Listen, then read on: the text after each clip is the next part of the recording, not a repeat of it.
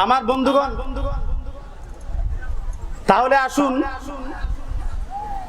আসহাবে উখদুদ বা গর্তওয়ালার সাথীগণ এরা কারা ছিল?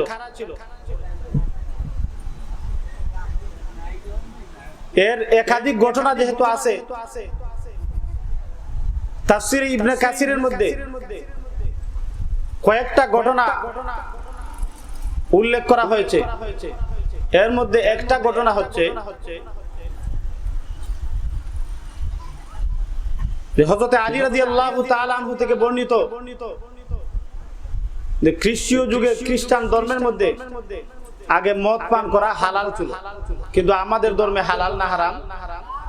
সবাই কয় না হালাল না হারাম? আরো জোরে বলতে হবে, মদ হারাম না হালাল? আমাদের ইসলাম ধর্মের মধ্যে মদ হারাম। কেন হারাম? এইটার বিস্তারিত আমার বলার সময় নাই, তবে আপনাদের আইডিয়া আছে। যারা মদ খায় দেখবেন তাদের মাথার ব্রেইন, মাথার আকল ঠিক থাকে। মারে গিয়া বলে বউ, আর বউকে গিয়া বলে মা, আর আরো এমন ভাবে ভাষণ দেয় যে আমি আমেরিকার প্রেসিডেন্ট, আমি এই এলাকার চেয়ারম্যান, আমি সবচাইতে বড় ধনী, আরো অনেক কিছু বলে। যাক আমার ভাইয়েরা, খ্রিস্টান ধর্মের মধ্যে মদ পান করা হালাল ছিল, বুঝতে পারছেন?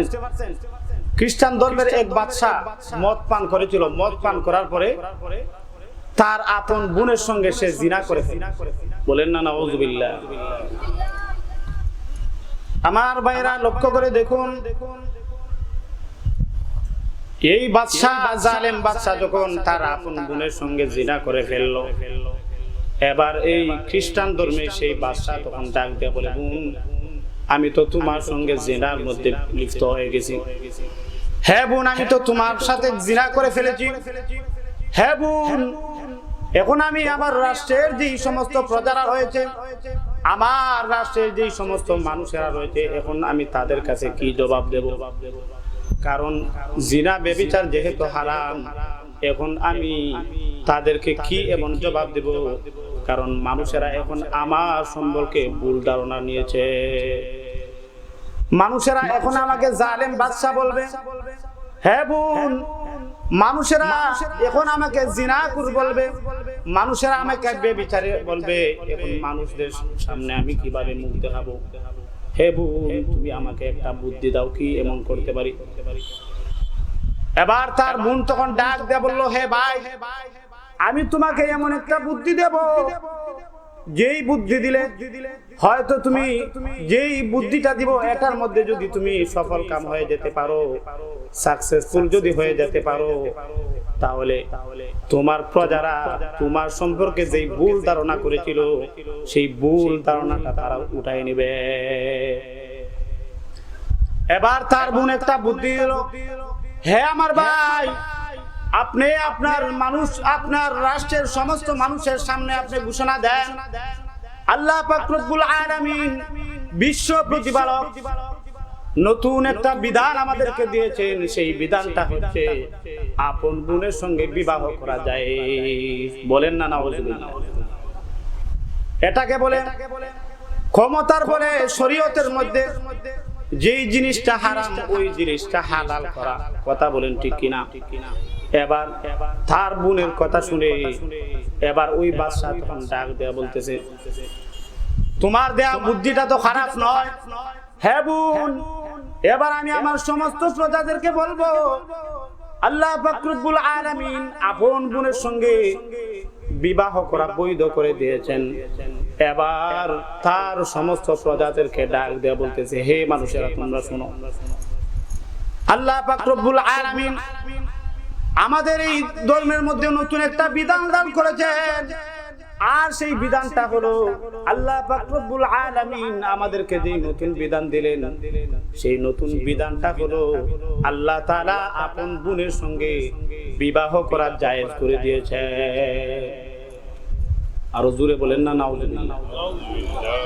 এবার বাদশার কথা শুনে সমস্ত মানুষের ডাক দিয়া বলতেছে, হে জালেম বাদশা, শুনো,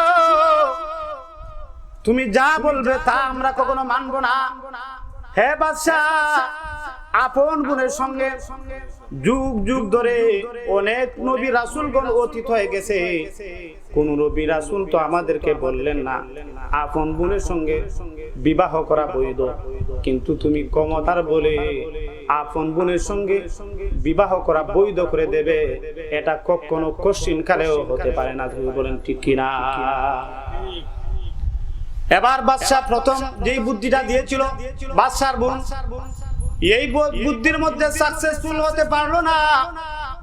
এবার তখন ডাক দেয়া বলতেছে, হে বোন, তুমি আমাকে প্রথম যেই বুদ্ধিটা দিয়েছিলে সেই বুদ্ধির মধ্যে আমি সাকসেসফুল হতে পারলাম না, এবার তুমি বলো আর কোন বুদ্ধি আছে কি নাই। এবার তার বোন ডাক দেয়া বলতেছে, হে বাদশা তুমি শুনো, তোমাকে আমি আরেকটা বুদ্ধি দেব।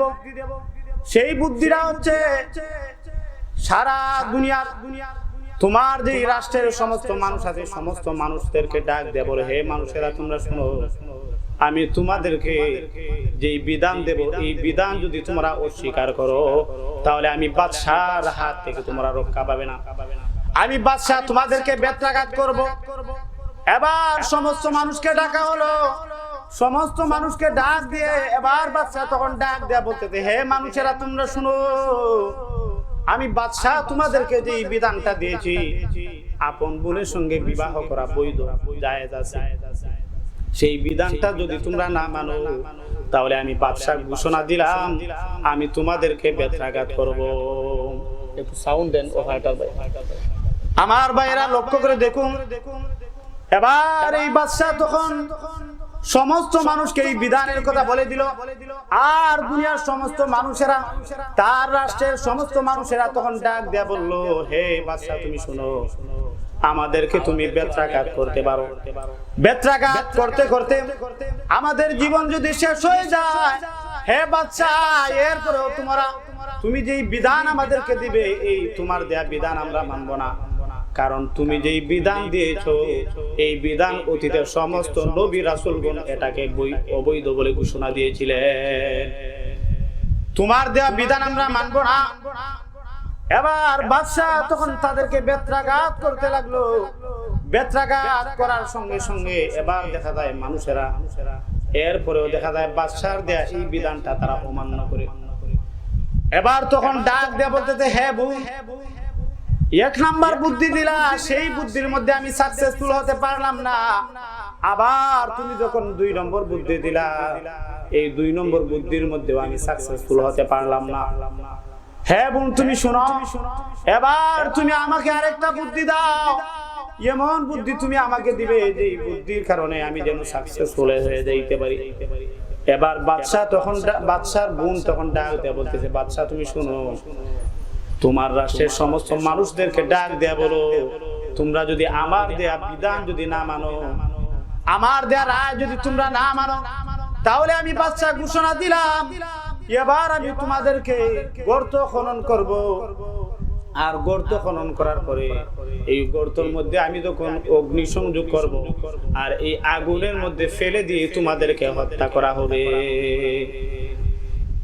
এবার এই সমস্ত আল্লাহওয়ালা মুমিন মুসলমানদের জন্য আসছে কঠিন একটা পরীক্ষা, এই সমস্ত আল্লাহওয়ালা মুমিন কঠিন পরীক্ষা দেবে, কঠিন পরীক্ষার সম্মুখীন তারা হয়ে গেল। এবার বাদশাহ সমস্ত মানুষকে একত্রিত করলো, একত্রিত করার পরে এবার বাদশাহ তখন ডাক দিয়ে বলতেছে, হে মানুষেরা তোমরা শোনো, আমি যেই রায় দিয়েছি এই রায় যদি তোমরা না মানো তাহলে তোমাদেরকে অগ্নিকুণ্ডের মধ্যে ফেলে হত্যা করা হবে। এবার আল্লাহওয়ালা মুসলমান ইমানদার ডাক দিয়ে বলতেছে, হে বাদশা তুমি শুনো, আমাদেরকে তুমি অগ্নিকুণ্ডের মধ্যে ফেলে দিয়া নিক্ষেপ করে তুমি হত্যা করতে পারো, এরপরেও আমরা এই অবৈধ জিনিসটাকে আমরা বৈধ স্বীকার করতে পারবো না, কারণ আমরা যদি এই বৈধ জিনিস যদি আমরা অবৈধ বলি তাহলে হয়তো এই অবৈধ জিনিসকে যদি এই অবৈধ জিনিসকে যদি আমরা বৈধ বলি তাহলে আমরা তোমার কাছে ঈমান বিক্রি করে দেব। আমার ভাইরা, গর্ত খনন করা হলো, গর্ত খনন করার পরে এবার এই গর্তের মধ্যে যেই মাত্র অগ্নি প্রজ্বলিত করা হলো, আগুন জ্বালানো হলো, আগুন জ্বালাইয়ে দেওয়ার পরে এবার দুনিয়ার এই তার রাষ্ট্রের সমস্ত মুমিন মুসলমান আল্লাহওয়ালা এই মুমিনদেরকে আগুনের মধ্যে ফেলে দিয়ে হত্যা করা হলো। এই মুমিনরা আল্লাহ তাআলার জন্য, আল্লাহর দ্বীনের জন্য জালেম বাদশার কাছে এসে ওরা কিন্তু ঈমান বিক্রি করে নাই। ও মুসলমানের রাস্তায় দেখো, দুনিয়ার সমস্ত এলাকায় তাম বিশ্বের সমস্ত রাষ্ট্রের দিকে যদি তাকায় দেখো, তাহলে দুনিয়ার বুকের মধ্যে এমন কিছু জালেম বাদশা আছে যে জালেম বাদশারা ক্ষমতার বলে তারা কিন্তু অবৈধ জিনিসকে তারা বৈধ করে দিতে যায়। কথা বলেন ঠিক কিনা? আমরা যদি সৌদি আরবের দিকে তাকাই, তাহলে যে সৌদি আরবের মধ্যে বর্তমান কুখ্যাত জালেম বাদশার নাম হচ্ছে সালমান ইবনে আব্দুল আজিজ। কথা বলেন ঠিক কিনা? এই জালেম বাদশা সালমান ইবনে আব্দুল আজিজ গত 1 বছর অথবা 1.5 বছর আগে সৌদি আরবের মধ্যে মদকে সে এমন ভাবে মদকে সে বৈধ করতে চায়, মদের লাইসেন্স সে করে দিয়েছে, মদ কোম্পানির লাইসেন্স। এগুলা কিন্তু আগে ছিল না। পূর্বেকার বাদশা এই মদের কোনো লাইসেন্স দেয় নাই, কোনো কোম্পানিকে মদের লাইসেন্স দেয় নাই। আবার পতিতালয়ের বেশ্যাখানা এই সালমান ইবনে আব্দুল আজিজ খুলে দিয়েছে। জুড়ে বলেন নাউজুবিল্লাহ। আমার ভাইরা, যুগ যুগ ধরে হক্কানি আলেম এই পৃথিবীর মধ্যে এসেছেন, তারা হক কথা বলে গেছেন। লক্ষ্য করে দেখেন আমার ভাইয়েরা, 2 বছর আগে মক্কার একজন বিখ্যাত ইমাম, উনি হক কথা বলার কারণে এই জালেম বাদশা সালমানের জেল এবং জুলুম থেকে রেহাই পায় না। এই সালমান ইবনে আব্দুল আজিজের বিপক্ষে, মদের বিপক্ষে তিনি বলেছিলেন, পতিতা বেশ্যাখানার বিপক্ষে তিনি বলেছিলেন। বিপক্ষে বলার কারণে এই সালমান ইবনে আব্দুল আজিজ এই জালেম বাদশা মক্কার এই ইমামকে জেলের মধ্যে ঢুকিয়ে দিয়েছে। এখনো পর্যন্ত উনি জেলের মধ্যে আছেন। আমার ভাইরা, যুগ যুগ ধরে জালেম বাদশা এসেছে, কিন্তু জালেম বাদশা এই সমস্ত হক্কানি উলামায়ে কেরামদেরকে জেলের মধ্যে ঢুকায় দেয় হক কথা বলার কারণে। ও আমার ভাইয়েরা, ও মুসলমান ইমানদার, যুগ যুগ ধরে জালেম বাদশার সামনে হক্কানি আলেম থাকবে। কথা বলেন ঠিক কিনা? সবচাইতে বড় হক্কানি আলেম দুনিয়ার বুকের মধ্যে, সবচাইতে বড় বড় হক্কানি আলেম যারা, ওরা কিন্তু জালেম বাদশাকে কখনো তারা অতীতেও ভয় পায় নাই, আর বর্তমানেও কিন্তু আমরা জালেম বাদশাকে কখনো ভয় পাই না। কথা বলেন ঠিক কিনা? এই কুখ্যাত বাদশা সালমান ইবনে আব্দুল আজিজ মদের লাইসেন্স করে দিয়েছে, পতিতালয়, এই পতিতালয়ের আড্ডাখানা খুলে দিয়েছে। অথচ লক্ষ্য করে দেখেন, বিশ্ব নবী মুহাম্মদুর রাসূলুল্লাহ সাল্লাল্লাহু আলাইহি ওয়াসাল্লামের যুগ থেকে নিয়ে রাসূল যখন এই দুনিয়া থেকে বিদায় নিলেন, আসলেন আবু বকরের পরে আসলেন ওমর, ওমরের পরে আসলেন উসমান, উসমানের পরে আসলেন আলী, আলীর পরে হযরত মুআবিয়া রাদিয়াল্লাহু তাআলা আনহু আসলেন। এইভাবে যুগ যুগ ধরে সৌদি আরবের মধ্যে খলিফারা এসেছেন, কিন্তু কেউ কখনো মদের লাইসেন্স করার সাহস কখনো তারা দেয় নাই, মদের লাইসেন্স তারা কখনো করে দেয় নাই। কিন্তু এই কুখ্যাত বাদশা সালমান ইবনে আব্দুল আজিজ মদের লাইসেন্স করে দিয়েছে। বলেন না নাউজুবিল্লাহ। ও আমার মুসলমান ভাইয়েরা, বর্তমানেও যদি আমাদেরকে কেউ যদি বলে, ও মুসলমান তুমি ঈমান তুমি ছেড়ে দাও, তোমাকে এত লক্ষ টাকা দেওয়া হবে, বলেন তো দেখি আপনার ঈমান কি সহজে ছেড়ে দিবেন? আরো জোরে বলতে হবে, আপনার ঈমান কি বিক্রি করে দিবেন? সত্যিকারের আশিক রাসূল যারা, সত্যিকারের আল্লাহওয়ালা ঈমানদার যারা, তারা কখনো বেঈমানদের সামনে তারা অতীতে কখনো মাথা করেনি, আবার ভবিষ্যতেও তারা করবে না। কথা বলেন ঠিক কিনা? টাকার বিনিময়ে আফসোস, আজ মুসলমানেরা ঈমান বিক্রি করে দিচ্ছে। বর্তমান কিছু কাফের কুফফারের, এই কাফের কুফফারদেরকে অনুসরণ করে কিছু নামদারি মুসলমান, কিছু নামদারি আলেম, এই আলেমরা, দরবারি আলেমরা, এরা ফাতাওয়া জারি করে। অথচ দেখেন এই ফাতাওয়া জারি করে আল্লাহ তাআলার যে বিধান, এই বিধানের বিরুদ্ধে এই ফাতোয়াটা জারি করে। কথা বলেন ঠিক কিনা? আমার ভাইরা, এবার আসুন, আমি আপনাদের সামনে বলতেছিলাম আসহাবে উখদুদ করতোয়ালাদের ঘটনা। আরেকটা ঘটনা আছে তাফসীর ইবনে কাসিরের মধ্যে। তাফসীর ইবনে কাসিরের মধ্যে আরেকটা সুন্দর ঘটনা উল্লেখ করা হয়েছে। সেই ঘটনাটা হলো আরেকজন জালেম বাদশা ছিল। এই জালেম বাদশা তার যুগের মধ্যে মূর্তি পূজা বৈধ করে দিয়েছিল। বলেন না নাউযুবিল্লাহ। আমি আপনাদেরকে জিজ্ঞাসা করতে চাই, বলেন তো দেখি আমরা মাথা নত করব কার সামনে? আল্লাহর সামনে না মূর্তির সামনে? কথা বলেন।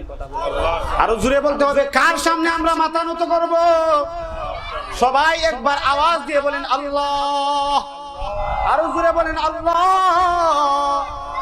আল্লাহ পাক রব্বুল আলামিন, আল্লাহ পাক রব্বুল আলামিনের সামনে শুধু আমরা মাথা নত করব, কোনো মূর্তির সামনে আমরা মাথা নত করব না। ও আমার মুসলমান ভাইরা, এই জালেম বাদশা বৈধ করে দিয়েছিল মূর্তি পূজা করতে হবে। আর ওই জালেম বাদশা বলেছিল কেউ যদি মূর্তি পূজা না করে তাহলে ওই ব্যক্তিকে কঠোর শাস্তি দেবে। তার আমলের মধ্যে কঠোর শাস্তি দেওয়া হতো। এবার এই জালেম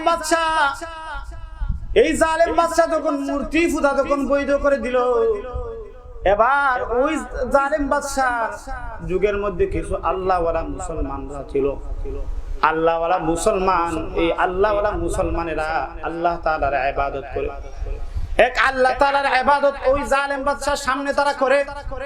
আর ওই আল্লাহওয়ালা মুসলমান তারা তখন ডাক দেয়া বলে, কখনো আমরা মূর্তির সামনে মাথা নত করব না, মূর্তির বিরোধিতা আমরা করব। কারণ আমরা যদি ইবাদত করতে হয় তাহলে আমরা একমাত্র কার ইবাদত করব? বলেন তো দেখি। আল্লাহ তাআলার ইবাদত আমরা করব, মূর্তির ইবাদত আমরা করব না।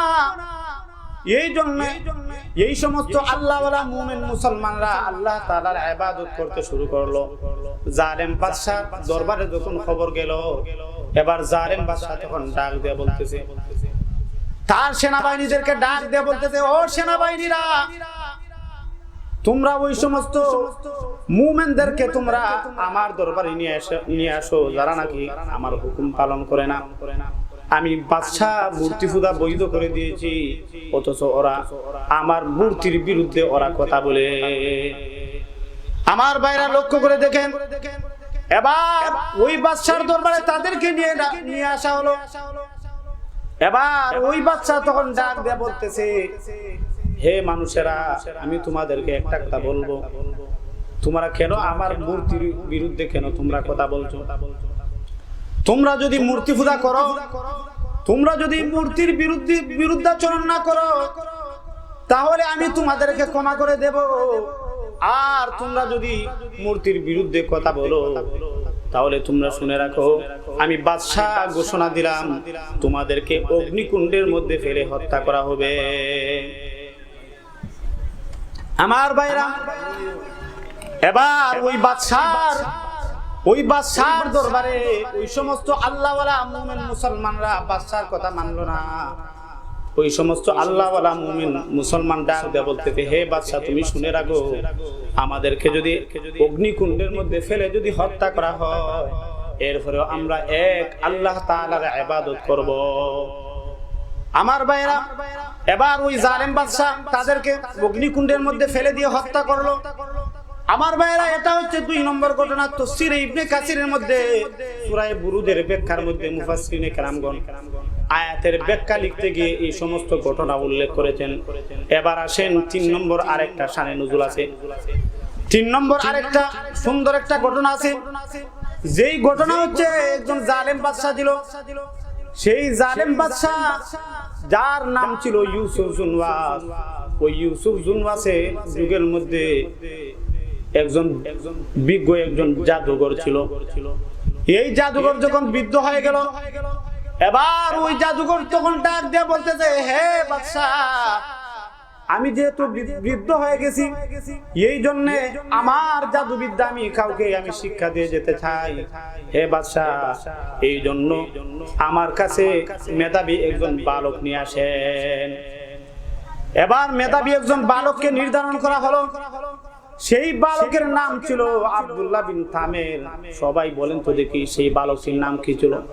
সবাই বলেন, আব্দুল্লাহ বিন তামের। সেই আব্দুল্লাহ বিন তামেরকে নির্ধারণ করা হলো জাদুবিদ্যা শিক্ষা দেওয়ার জন্য। এই আব্দুল্লাহ বিন তামিরকে বলা হলো যে তুমি এই বিজ্ঞ জাদুকরের নিকট তুমি যাইবা, গিয়ে তুমি জাদুবিদ্যা শিক্ষা করবা। আব্দুল্লাহ বিন তামির এই জাদুঘরের কাছে যায়, গিয়ে জাদুবিদ্যা শিক্ষা করে।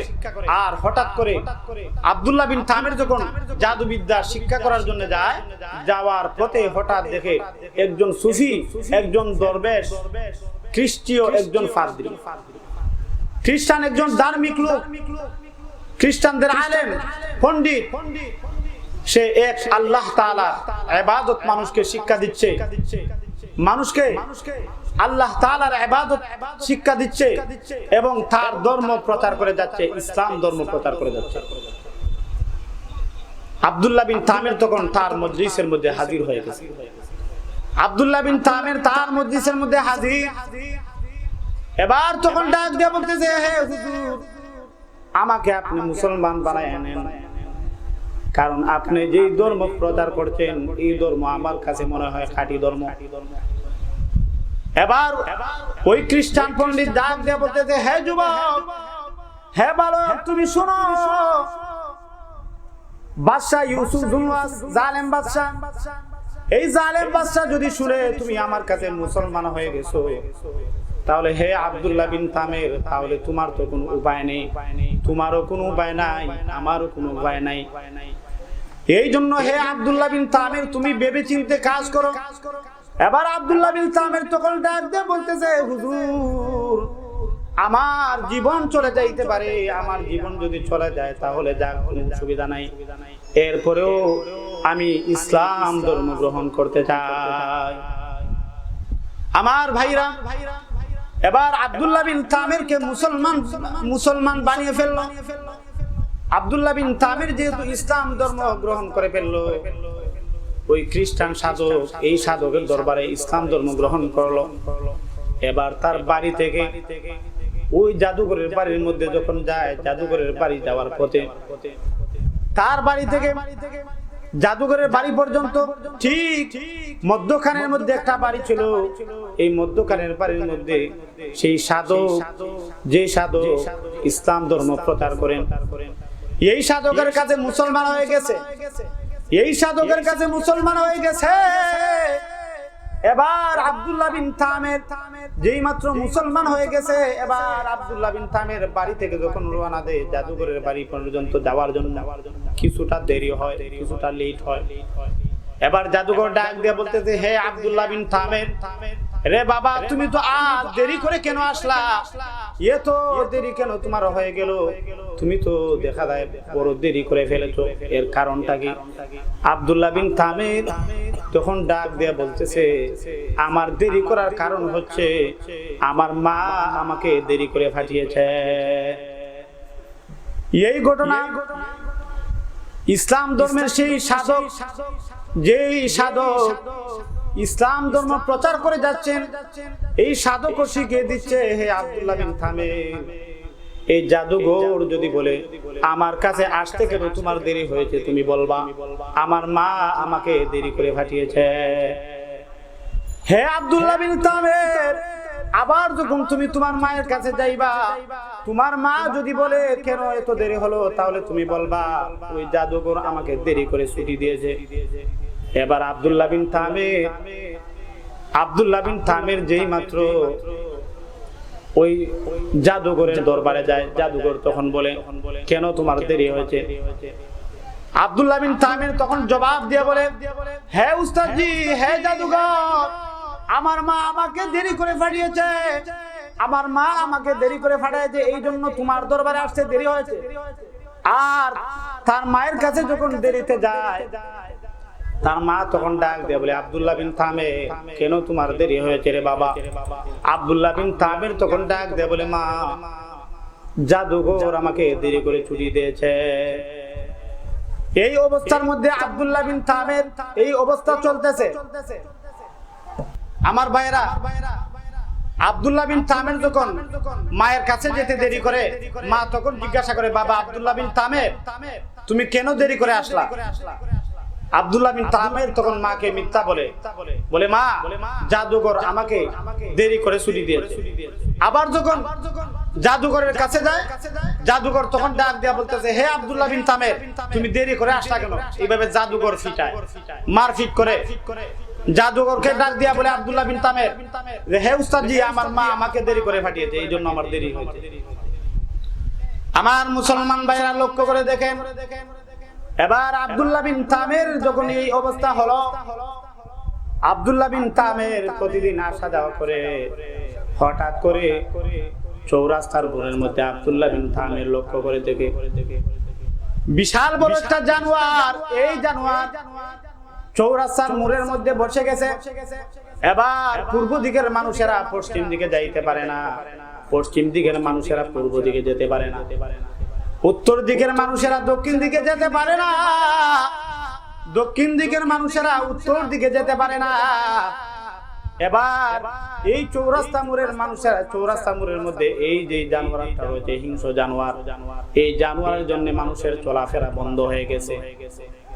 আব্দুল্লাহ বিন তামের সেই জায়গার মধ্যে উপস্থিত হয়ে গেছে।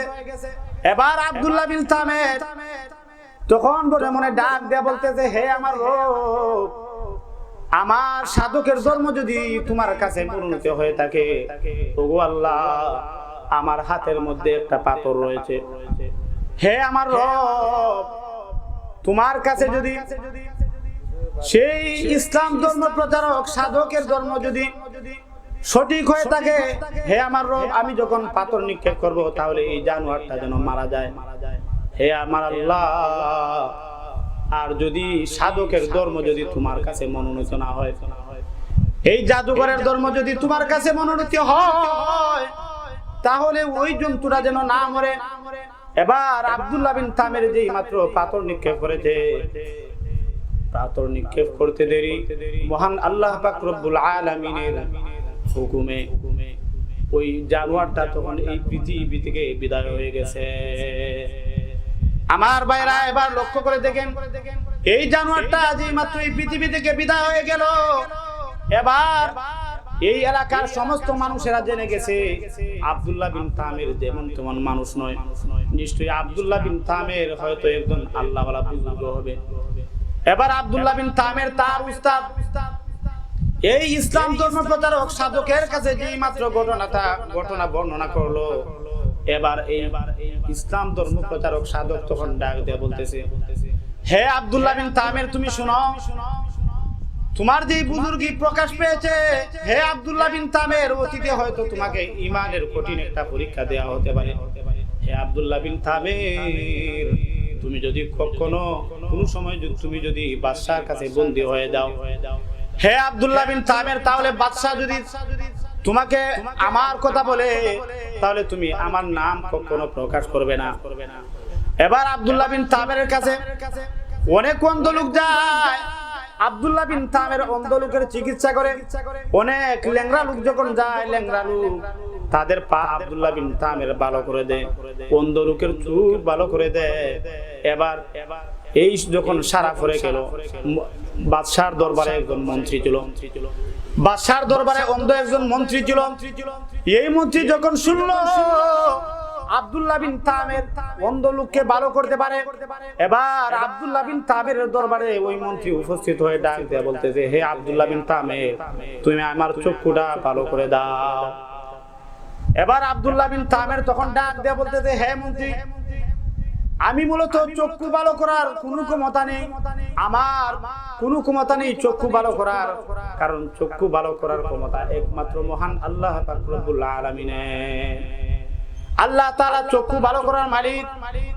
এবার আব্দুল্লাহ বিন তামের আল্লাহ পাক রব্বুল আলামিনের দরবারে হাত রেখে যেই মাত্র দোয়া করলো, দোয়া করতে দেরি কিন্তু মহান আল্লাহ পাক রব্বুল আলামিন ওই অন্ধ মন্ত্রীর চক্ষু ভালো করতে একটা সেকেন্ডও দেরি করে না। এই মন্ত্রীর চক্ষু ভালো হয়ে গেছে। এবার ওই মন্ত্রী বাদশার দরবারে গিয়ে কাজ শুরু করে দিল। আর জালেম বাদশা ইউসুফ দুনওয়াজ যেই মাত্র লক্ষ্য করলো এই মন্ত্রীর চক্ষু ভালো হয়ে গেছে, এবার ওই জালেম বাদশা ইউসুফ দুনওয়াজ ডাক দেয়া বলতে যে, হে মন্ত্রী, তুমি তো আগে অন্ধ ছিলা, হে মন্ত্রী, তুমি তো আগে অন্ধ ছিলা, এখন তুমি কিভাবে তুমি ভালো হয়ে গেলে? এবার ওই মন্ত্রী ডাক দিয়া বলল, হে বাদশা, তুমি শুনে রাখো, আমার রব আমার চক্ষুকে ভালো করে দিয়েছেন, আমার আল্লাহ আমার মালিক আমার চক্ষুকে ভালো করে দিয়েছেন। এবার ইউসুফ জুনওয়াজ তখন ডাক দিয়ে বলতেছে, হ্যাঁ আমি হচ্ছি তোমার রব, আমি হচ্ছি তোমার আল্লাহ, আমি হচ্ছি তোমার মালিক, আমি তোমার চক্ষুকে ভালো করে দিয়েছি। এবার আব্দুল্লাহ বিন তামেরের কাছে যেই মন্ত্রী চক্ষু ভালো হয়ে গিয়েছিল, এবার ওই মন্ত্রী ডাক দিয়ে বলতেছে, না হে বাদশা, তুমি আমার আল্লাহ কখনো হতে পারো না, তুমি কখনো আমার মালিক হতে পারো না। এবার বাদশা তখন ডাক দিয়ে বলতেছে, হে মন্ত্রী, তাহলে কি তোমার আর কোনো মালিক আছে নাকি, আর কোনো আল্লাহ আছে নাকি? এই মন্ত্রী তখন ডাক দিয়ে বলতেছে, হ্যাঁ আমার আরেকজন মালিক আছে। এবার তখন ডাক দিয়ে বলতেছে, হে মন্ত্রী, আরেকজন তোমার মালিককে? ওই মন্ত্রী তখন ডাক দিয়ে বলতেছে, হে বাদশা, তুমি শুনে রাখো, আমার মালিক হলেন আল্লাহ পাক রব্বুল আলামিন, যিনি আসমান এবং জমিন সৃষ্টি করেছেন। কথা বলেন ঠিক কিনা? আসমান এবং জমিনের মালিক হলেন আল্লাহ। হে বাদশা, আসমান এবং জমিন তুমি কখনো সৃষ্টি করো নাই, চন্দ্রকে তুমি কখনো সৃষ্টি করো নাই, সূর্যকে কখনো তুমি সৃষ্টি করো নাই। হে বাদশা, তুমি শুনে রাখো, আল্লাহ পাক রব্বুল আলামিন 7 আসমান এবং 7 জমিনের সৃষ্টিকর্তা। এবার বাদশা মন্ত্রীকে বন্দী করে ফেললো, আর মন্ত্রীকে ডাক দিয়ে বলতেছে, হে মন্ত্রী, তুমি শুনো, তুমি বলো তো দেখি তুমি কার কাছে মুসলমান হয়ে গেছো? এবার ওই মন্ত্রী তখন ডাক দিয়ে বলতেছে, হে বাদশা, আমি ইসলাম ধর্ম গ্রহণ করেছি। ওই যে একটা আশ্চর্য বালক, এই আব্দুল্লাহ বিন তামেরের হাতে আমি মুসলমান হয়ে গেছি।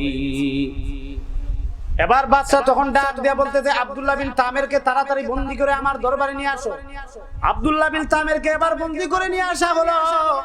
এবার বাদশা তখন ডাক দিয়ে বলতেছে, হে আব্দুল্লাহ বিন তামের, তোমাকে তো আমি বলেছিলাম তুমি জাদুঘরের কাছে গিয়ে তুমি জাদুবিদ্যা শিখবে। হে আব্দুল্লাহ বিন তামের, তুমি কি এমন কাজ করলা? হে আব্দুল্লাহ বিন তামের, কেন তুমি ইসলাম ধর্ম গ্রহণ করলা? কেন তুমি মুসলমান হয়ে গেলা? এবার আব্দুল্লাহ বিন তামের কোনো কথা বলে না। আব্দুল্লাহ বিন তামেরকে মারপিট করে এমন ভাবে কষ্ট দেওয়া হয়েছে, আমার ভাইয়েরা, কষ্ট দিতে দিতে আব্দুল্লাহ বিন তামের নামটা কিন্তু বলে না। কারণ আগে কিন্তু আব্দুল্লাহ বিন তামেরের উস্তাদ ওই সাধক ইসলাম ধর্ম প্রচারক বলেছিল, হে আব্দুল্লাহ বিন তামের, তুমি কখনো আমার নাম তুমি বলবে না।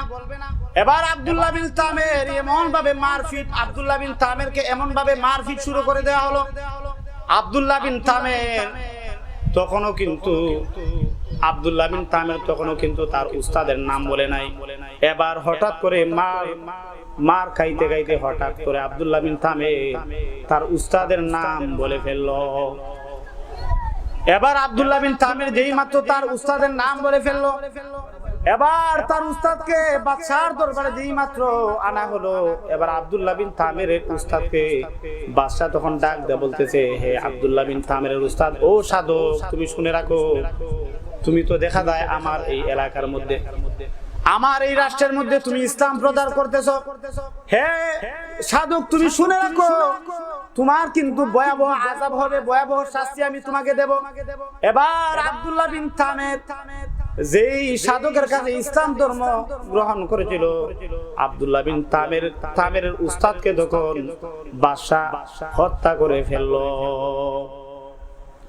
বাদশা যেই মাত্র আব্দুল্লাহ বিন তামেরের উস্তাদকে হত্যা করে ফেললো, আমার ভাইয়েরা, এখন বলেন তো দেখি, আব্দুল্লাহ বিন তামের তার উস্তাদ যার কাছে ইসলাম ধর্ম গ্রহণ করেছিল, বলেন তো দেখি, বাদশার কথা অনুযায়ী জান দিয়ে গেছে, এরপরেও কি ঈমান কি বিক্রি করে ফেলেছে? কথা বলেন, ঈমান কি দিয়েছে? কখনো ঈমান দেয় নাই। ঠিক তেমনি ভাবে আমার ভাইরা, হয়তো আমাদের সামনে এমন পরিস্থিতি হতে পারে, হয়তো আমাদের সম্মুখে এমন পরিস্থিতি আসতে পারে, হয়তো দুনিয়ার কাফের কুফফার বেঈমানেরা আপনাকে আমাকে বলতে পারে যে, হে মুসলমান যুবক, তোমাকে এত টাকা দেওয়া হবে, তুমি ঈমান ত্যাগ করতে হবে, তুমি ইসলাম ধর্ম পরিত্যাগ করতে হবে, এর বিনিময়ে তোমাকে এত টাকা দেওয়া হবে। এরপরেও টাকা পয়সার লোভ যদি আমাকে দেখানো হয়, আমাদেরকে দেখানো হয়, তাহলে বলেন তো দেখি আমরা কি আমাদের ঈমানকে বিক্রি করে দেব নাকি? আর একটু জোরে বলেন, আমরা কি আমাদের ঈমান বিক্রি করে দেব? কখনো আমরা আমার টাকার বিনিময়ে আমাদের ঈমানকে আমরা কখনো বিক্রি করে দেব না।